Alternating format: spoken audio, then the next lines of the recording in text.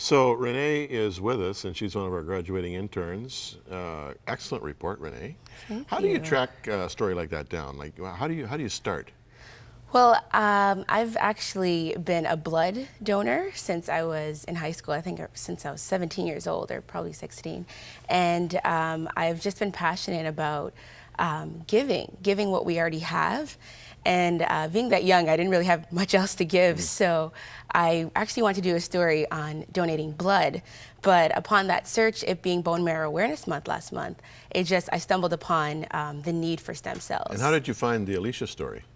I actually found her story through looking up different bone marrow people that actually were registering to One Match and actually need bone marrow transplants or stem cell transplants in that way.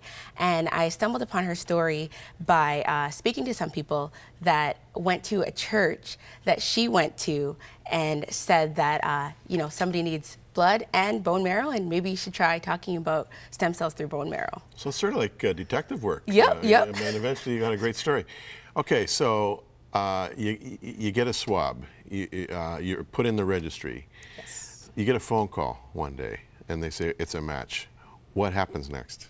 Well, once you're a match, you automatically get a phone call, as you said, and from there you decide whether you'd like to go through with the donation or you'd like to withdraw. If you decide that you'd want to go through, then depending on the need of the patient, whether the severity of the damage of the stem cells, they'll decide whether they would like to do a bone marrow extraction.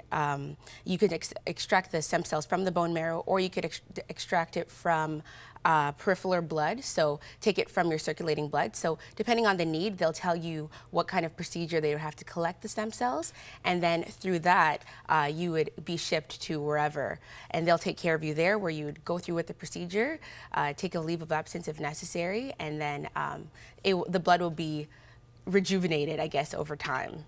So. How long has this program been in effect? Now, the swabbing program that university student started, that's his initiative, but this has been around for a while, I expect. Oh yeah, for sure. It's been about a little bit over a decade or two, and I think around a decade and a half to be exact. And the student, he actually started this program 2 years ago, the student aspect of it, the university aspect, and he's been propagating that so that young people, because that's whose stem cells actually works best, specifically males for some reason, they have a stronger need for male donors and different ethnic backgrounds. Really? So he's been trying really hard, and he actually got 7,500 new donors this year, nationwide through his strong participation. So not all stem cells are created equal. You got male, female, and different ethnicities. Different ethnicities. And I was surprised in Alicia's story that in the entire world registry there was not a match for her. I mean,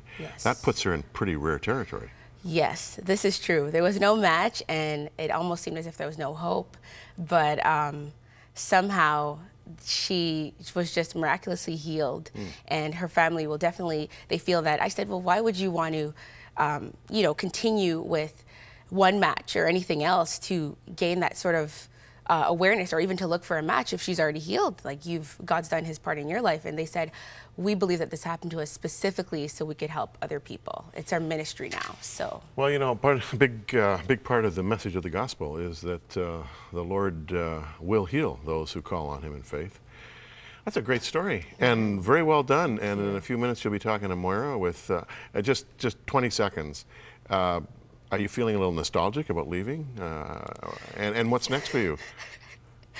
Upon getting into this program, it was God's will for me to get into York and then to Seneca, and he led me into this program 2 days before it actually started. So in terms of what's next, I believe he'll actually just, hopefully in a dream, a vision, whatever it is, but whether it's going to be in the secular media or through Christian media, I just pray that he opens my eyes. Well, you got such a great smile. All you got to do is go on camera and smile, and people will love you. Thanks for coming our way, and thanks for that great report. Thanks a lot, Jim. Back with Robert Morgan and Truth to Go after this.